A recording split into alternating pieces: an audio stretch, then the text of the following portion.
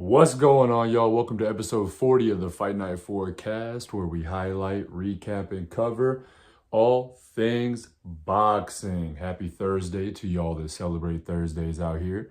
You know what I mean? We're having a good day. We got a big episode for y'all today. A lot to talk about, not enough time to cover it all. I'm telling you, man, there's so much going on in boxing right now. Before we hop into the episode, though, let me get y'all real quick. You might see right here, the giveaway is still going on. I got all the hoodies up here. These are the 4 colorways that I do have. Thank you to everyone who's already commented. I think I've got like 15 or 16 people already that have commented their favorite fighter on episode 39. So if you still, it's still live. It's still live. So if you want one of the hoodies, I'm rocking the white right now. Clean, baby, clean. I'm rocking the white. Over here, I'm showing y'all right here, I got the gray, I got the white, I got the black, and the red. Go comment your favorite fighter on episode 39. That was my last episode. And yeah, you will still be entered to win. So giveaway is still alive. It'll be the last week. Next week we're gonna be we're gonna do the drawing. So yeah, next week drawing. Still time to get in, baby. If y'all want a hoodie, y'all want some swag. I've had a lot of y'all hit me up. And, they're saying, hey, I want to buy one, even if I don't win the giveaway. We'll see. We will see what I can do, see if I can pull some strings and make some dreams happen. You know what I mean? So, but for now, I'm trying to just really give it to the giveaway winners, make it that much more special for them, and we'll go from there. We'll see. Might be a future endeavor. We'll see. All right, let's get into the episode, though. Enough about the giveaway. This past weekend of boxing, we had a WBA bantamweight and WBC bantamweight on the line over in Tokyo. Takuma Inoue, the brother of Naoya Inoue, which is actually pretty dope because Naoya was actually in his corner as well. So that was pretty cool to see. There's brotherly love out here, brothers out here, showing love for each other. So Takuma Inoue, he fought Gervonta Cajas, had a brutal body shot. As a 9th round KO. Dude dropped him with a body shot. It was one of them ones that set in a little later. Dude thought he still had his wheels on him, and next thing you know, the wheels came off. So yeah, brutal body shot. Inoue retains his WBA bantamweight. What's this here? He said, "Can I have whatever size?" Oh yeah, of course, man. Whatever size y'all want, man. Said, "Looking good." Did you say 1 week left for the giveaway? Yes, sir. Yes, sir. Sorry, I kind of did that right on the intro. So yeah, again, for y'all that are coming in now, I got a few y'all coming in. 1 week left on the giveaway. It'll be next week, episode 41. I'm gonna be drawing names out the hat. Like I said, I already have about 14, 15 people that have commented, but there's still plenty of time. You got another week to pop in there and throw your name in the ring. All right, so 1 more week, win a hoodie, wearing the white now. You know what I mean? I love the white, but I have the gray, white, black, red, all available. So hop in there, go back to my last episode 39. But yeah, he had a really good body shot KO. He said, "What if I live far away?" Hey, my fault. Yes, yeah. It don't matter where you live, bro. I'm gonna ship it to you. It'll be shipped to you. No cost, no nothing. It's part of the giveaway. Thank you for asking the hard questions, chat. I appreciate y'all, chat. But yeah, so yeah, it don't matter where you live. I will get it to you. I'll find a way to get it to you. It could be through, I don't know. It could be through USPS. It could be through FedEx. It could be through messenger pigeon. You know what I mean? Some way, shape, or form. I will get that hoodie to you. Okay. So yeah, please go comment. Don't let it feel like it needs to be a regional thing or even like a US thing. I know I got fans. I got fans in the UK, I got fans in the Philippines, all that too. So yeah, hey, I don't know. I might have fans other places. Those are just the only places I know that for sure out of the US I have fans.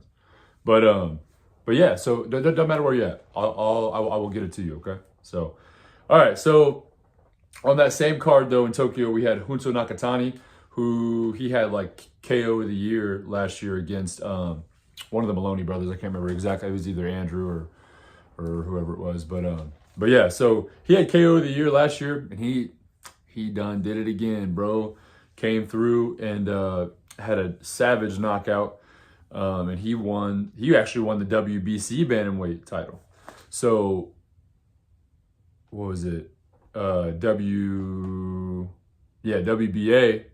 now has been belonged to Takuma, and now Junto just won the WBC. I'm pretty sure that was a vacant title. Yeah, it was. I want to say that was a vacant title. I'm not sure if Santiago had it already or not. That was my bad for not looking into that. But yeah, nonetheless, hey, I don't know. Like, I'm hearing rumors though that Nakatani, he's a little big for that division. I think he's wanting to move up. But I'm thinking if he doesn't, bro, I think it'd be dope to maybe see a unification with Takuma and Nakatani. So I think that'd be cool. If not, they've also been rumored since Nakatani's wanting to move up. They've been rumoring him to fight Takuma's brother Naoya, obviously the Japanese monster. You know what I mean? So man, what a time for Japanese boxing right now, man. These dudes are killing it. It sucks, man, that I think their time zones are like way off. I want to say like 17 something hours different than us here in the States. But I try to watch it when I can. There was the one time I woke up. I think I woke up at like 4 a.m. to watch one of the fights or something. So, but yeah, there's man, it just goes to show there's boxing all over, brother. There's boxing all over. So yeah, but that was a good card. Good card. 2 big knockouts. Couldn't ask for much more. You know what I mean? So, on the same day, that Saturday the 24th, we had Edgar Berlanga, and he fought Padraig McCrory or whatever. So this is, slated to be a pretty good fight. It kind of turned into kind of an unsteady performance for Berlanga. They had he ended up with a 6-round stoppage, but there was some kind of foul thrown or something. I think it was an elbow. He like caught an elbow in the clinch or something like that. McCrory did, and it was kind of a weird fight. I think it just turned into like from what I've. Oh dang! Sorry, hit the stand there. My bad. But yeah, I think it was kind of a weird fight, man. It turned into a lot of the stuff we're used to with Berlanga, where he's like looking for that big shot. For you guys that have been following Berlanga for a bit, he knocked out like 18 people straight or something like that in the first round, or 16 people straight in the first round or something. So, he got so used to having that. I don't know. He got so used to having that in his back pocket, I think, where he, didn't really take as much time probably to develop his boxing skills as he should have, so he really relies on those heavy hands. And I think now he's attempting to kind of take a different approach, where I think he's really trying to get some more technical skill, more boxing skill, trying to get more rounds, and I think that, people are saying he's looking a little unsteady because of that, and I think I can admit, for me watching the fight, I do believe, that wasn't his best performance by any means. But it's like, he's really we're watching him learn a little bit. And we're watching him get this experience, that some guys would get way earlier, in their career, but he just hadn't had the amount of rounds, that a normal fighter would have. If, I think he's like, 22-0 now, or 21-0, something like that. So, I just don't think he's had the amount of rounds that an average fighter that's that far along in their career would already have, So we're kind of watching him learn as he goes, I think, a little bit. So people are kind of hating, and I'm not trying to spoil the later part of the episode, because I know y'all see the thumbnail. We got some big announcements, but Berlanga is in line to fight. The undisputed champion at 168, possibly. So I just don't think that was a good look, heading into that. You know what I mean? If that would be his next fight, I'm not sure if this was a good precursor to that. But we'll go into more of that later. On that card though, was very impressed with Andy Cruz. He fought Brian Zamaripa, or however you want to call it. I'm very pretty sure it's Zamaripa, but he fought him. And if you guys remember, I think he had a really big fight with Angel Fierro like back in September of last year or something like that. So, he's no slouch by any means. He's a tough ass. But yeah, I think Andy Cruz, I believe it went to decision. But Andy Cruz looked incredible the entire time. And the real thing I think with Andy Cruz is, he really has the skill already. He has the technicality. He has the boxing ability. He has everything. He just needs the rounds and the experience. So I think that the fact that this did go to decision, he fought a tough guy like Zamaripa, there's someone that wasn't just going to lay over type deal. I think that that's the best possible outcome he could have had, So I think he did it right. I think that he boxed beautifully. I think Bozy Ennis is doing a great job adding to his Cuban style. That's one thing, man. You got to shout out Bozy Ennis. I thought maybe it was just his son, Jerron, Jerron Boots. Maybe it was just kind of a freak of, freak of nature, just, was just that good. But I'm starting to think, bro, I think Bozy's going to be that coach, man. One of them coaches coming up, bro. So, no, most definitely, man. Most definitely. I think it's going to be a good deal, So I think, Andy Cruz looks like he's ready for the big names. I know not necessarily yet, he just fought, he hasn't really fought anybody of a big name yet, but I think they're really trying to eventually set up that Keyshawn Davis fight. But just the way he looked the other night, I was like, dang, he's ready for the big guys. But yeah, so I think definitely Keyshawn's in his sights. I think that he's only going to be on to bigger and better things coming up, So absolutely. But one more small thing too. I forgot to mention this last week. That was my bad again. But I honestly hadn't even really seen it. But Clarissa Shields fought in an MMA fight for the PFL and she won. So I think she's now 2-1 or 3-1 or something in MMA. But yeah, it was a split decision against DeSantis or something like that. I think was the girl's name. So it was a good bout. I think it. I don't know. I don't really know what Shields' full intentions are with it, but nonetheless, she's staying active. It's kind of cool to see, athletes kind of switch between sports a little bit. You know what I mean? I think at least. I think it kind of reminds me of like the some of the the Deion Sanders type, the Bo Jackson type stuff. Where just it kind of descends upon just one, or extends rather upon just one sport. It's cool to see people, chase endeavors, and she's staying active and it's still fighting, you know what I mean? So it's like, I think it couldn't hurt her boxing career any, So, yeah. So best of luck to Clarissa, whatever she's trying to do. I think she's probably going to keep kind of going back and forth between both, but, she's kind of cleared out quite a bit of the women's divisions in boxing. So, she's just trying to stay active and, test her limits, I believe. But yeah, let's go into this this upcoming weekend of boxing. We have in Verona, New York, on Top Rank ESPN, Luis Alberto Lopez versus Raya Abe, or Abe maybe, I'm not sure. Some of these names be smoking me, bro. But this is for Lopez's IBF featherweight title. I think it's going to be a really good bout. On that card also, we're looking at Ray Ford versus Otabek Kolomatov.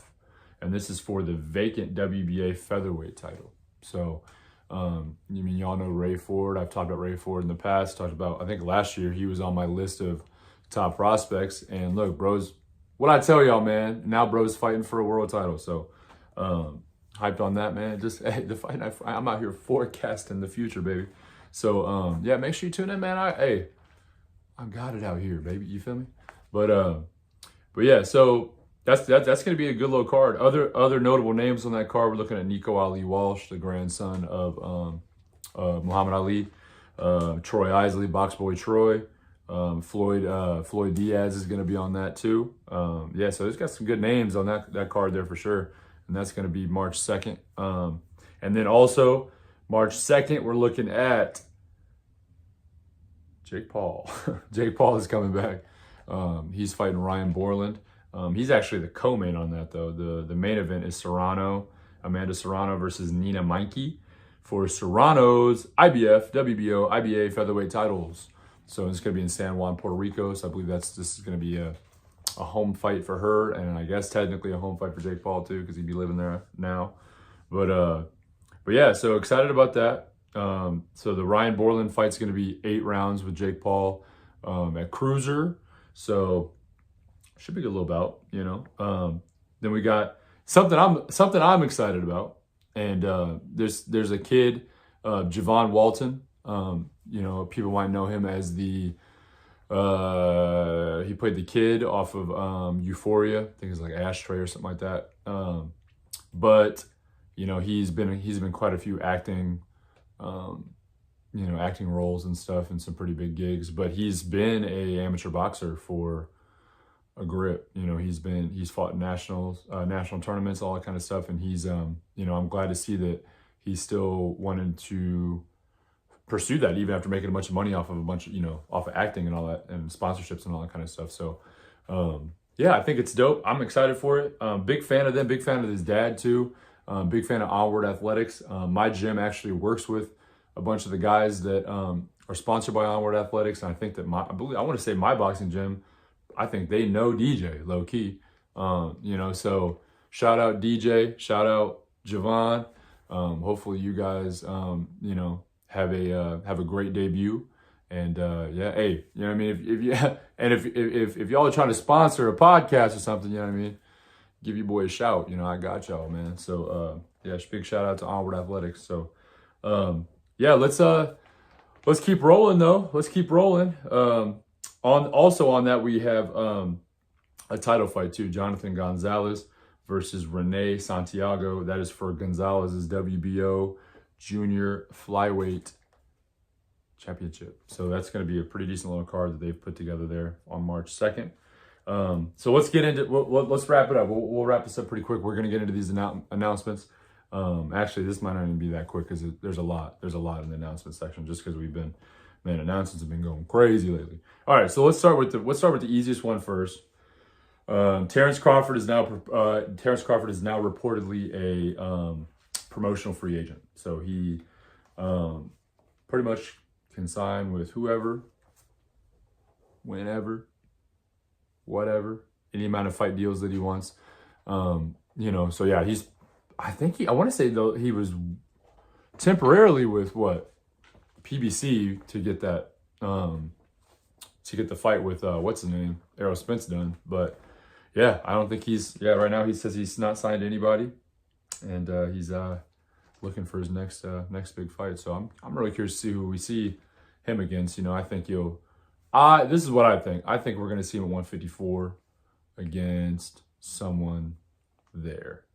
Like, I think we could see him against possibly a Charlo. I think, winner of this Tim Tszyu fight with Thurman, maybe.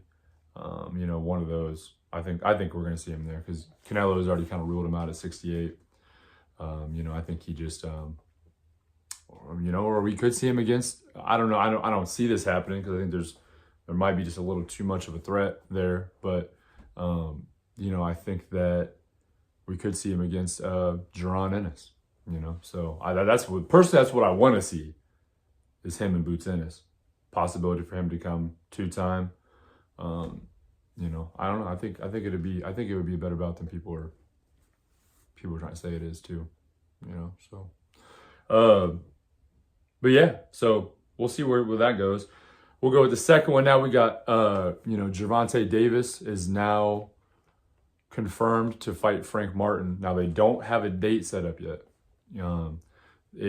From what I was seeing on Michael Benson, his Twitter account, he was saying that they're slated to fight late spring, early summer, and we're already getting into like spring coming up here pretty quick. So and we'll have to see what the announcement will be on that.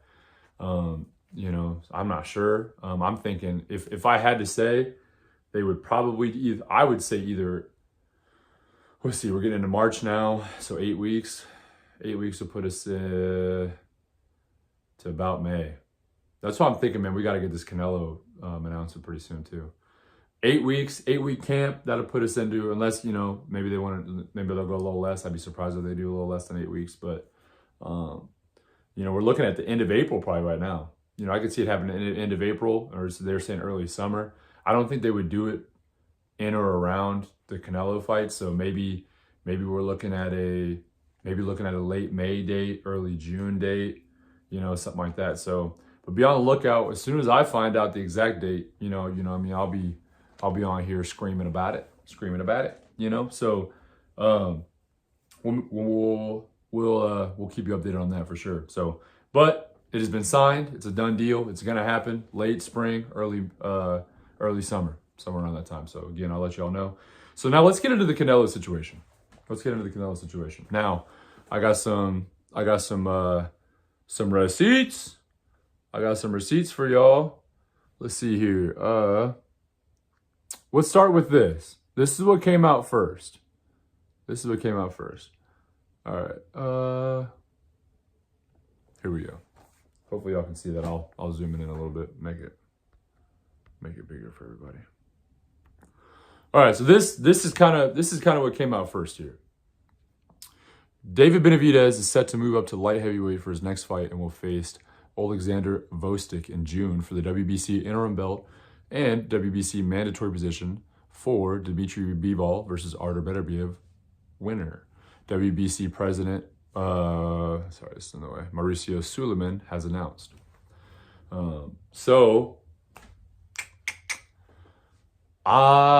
Man, I'm afraid we're not ever going to see David Benavidez versus Canelo. Unfortunately, I don't think we're going to see it. I would be very surprised to see Benavidez come back down after moving to 175. And I just think that we missed our window. I think it's crazy. But I don't think that Canelo is afraid of David Benavidez. I just think that it turned into a contract / promotional dispute of some sort. And unfortunately, David Benavidez and boxing fans are the victim of it. Unfortunately, is what I truly believe. So, yeah. So David Benavidez is now moving up to 175. It said they don't have an exact date out, but they're looking at June for that. So that'll be a pretty big fight. If you guys remember Vostok, he decorated amateur.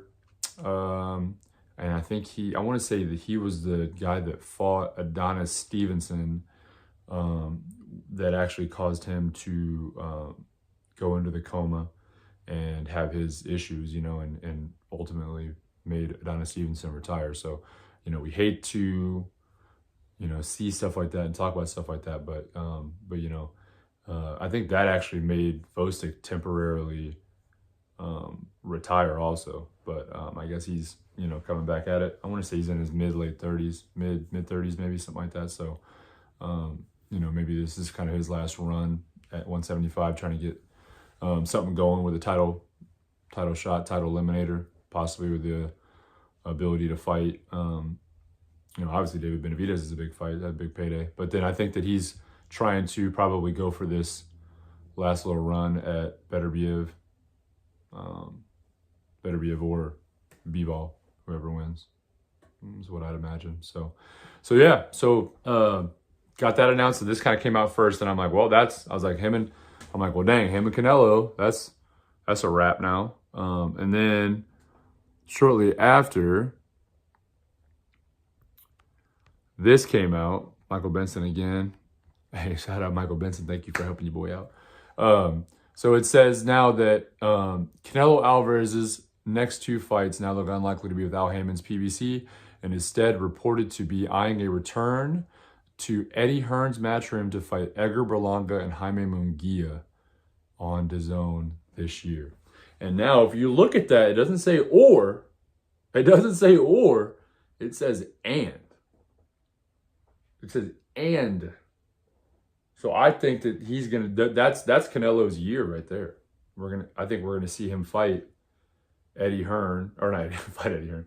I think we're gonna see him fight Edgar Berlanga, and then Jaime Mungia. Actually, flip that. He's gonna fight Jaime Mungia first, and then Edgar Berlanga, I think, in September. Let me know what y'all think about that in the chat. Not crazy happy about that, but this is what I think really happened. I think it's a combination of this, and this is another. This is about to turn into the Michael Benson show here in a minute. But I think Michael Benson hit the nail on the head a little bit with this, just a little bit. Like again, I'm not advocating that Canelo's scared of what's his name, of David Benavidez. Sorry, brain fart. But he said this: have to see who Canelo Alvarez fights next before we can really judge. But the Dimitri Bivol defeat may very well have changed his attitude towards future career planning. He certainly seems to be a little more risk adverse since that loss, and it appears that gone are the days of free agent Canelo running through champion after champion. Understandable at this stage of his career, but still, 2018 to 21 Canelo was a special Canelo. And I agree. That, that's just what it was. I think he's just now, he's done everything I feel like he feels like he's needed to do for the sport, and I think now he is just kind of planning out his next couple years and then planning out his exit. I think he's just gonna be gone. You know what I mean? I think he's gonna fight. He's at the point now where he can fight whoever he wants, and the fans will still watch. I mean, as much as we want to be like, man, he's not gonna miss the Benavidez fight, I'm still gonna watch him probably fight Berlanga and Jaime Mungia. So I think the Mungia fight on Cinco de Mayo is going to be good. I think it's going to be a good fight. Do I think Mungia is fully ready for a Canelo? Probably not, but I think that he's got the experience, and bro has the best chance out of the two to do something for sure. But, I truly think that there's a little bit of truth to this. I just don't think he's as concerned anymore with just knocking down everyone that needs to be knocked down. I think he's more concerned about knocking down who he wants to knock down. You know what I mean? So I think it's that. But there was one more here. That I was going to show you guys. No, there's no more. Sorry. Thought there was one more. All right, so we're good. But this is what I think. This is what I've also heard. I've heard some rumors about this too. And if you guys heard anything about it, chime in on it. But I think that the plan shifted pretty quickly. So Canelo signed that 3-fight deal, with Al Heyman, and I think that was the original plan. The original plan, I think, was to fight Jermell Charlo, and then David Benavidez and be off of it, right? And then shortly after they signed that 3-fight deal with Canelo, you guys might remember that Showtime lost its broadcasting rights to PBC, and they lost it to Amazon Prime. So I'm wondering at the same time that if Canelo and Showtime had a pretty close bond, and I know that Canelo was talking about at one point seeing if he could just get Showtime to do his last 2 fights and work that out and be done with it after that. So I'm thinking in some way that this has to do with PBC moving to Amazon Prime. I don't think that maybe Canelo doesn't like the idea they had behind that, because obviously we don't even know. We haven't even seen a Showtime pay-per-view or a Amazon Prime pay-per-view yet. The first one's going to be in March with Tim Tszyu and Thurman. So I think it's March. Yeah, it's March or April, something like that. So we're going to see the first one coming up pretty soon. And I'm wondering if Canelo just wasn't a fan of that and was like, and they couldn't make the money happen with the Showtime to do his last 2 fights or whatever, and maybe he's just done. Maybe he's just like, man, I'm good with it now. I don't want to do it anymore. And then they found a way to get out of that contract, So maybe that was a stipulation in his contract that Showtime was going to do both or all 3 of his fights, and then with that happening, then that might have been a loophole for Canelo to get out of it. I'm not sure. So nonetheless, though. Canelo is out of his contract with PBC from what I've heard, and that's official. I don't think it's official just yet that he's completely signed with Eddie Hearn again, but nonetheless, that's kind of a big hit for PBC, and I think that they're gonna have to bounce back in a big way with these pay-per-views on Amazon, because they might have lost them a lot of money if Canelo leaves and then the Amazon Prime thing kind of flops, you know what I mean? So we'll see what happens with that. But yeah, I'm going to keep you guys updated as more I hear. I don't believe that Mungia is confirmed for May 4th. but I think it's pretty likely that we're going to see that. We're going to see that happen. So we'll see. Like I said, I'll keep you guys updated. Thank you guys, as always, for tuning in. We're rolling, man. We just hit 1,000 subscribers a couple weeks ago, and now we're already almost at 1,300. So I think the snowball is starting to roll. People are starting to show they mess with you, boy. But yeah, man, we got some shorts that are going off for, 20, close to 30,000 views. Like I said, we're almost at 1,300 subscribers. We're climbing the ranks pretty quick, and keep showing that y'all rock with me, man. Like, comment, subscribe, tell a friend, tell your grandma, just tell YouTube that you are rocking with the Fight Night Forecast. So appreciate you guys as always. Again, giveaway is still open. Go comment on episode 39 of the Fight Night Forecast. Go comment your favorite fighter, and you will get a hoodie.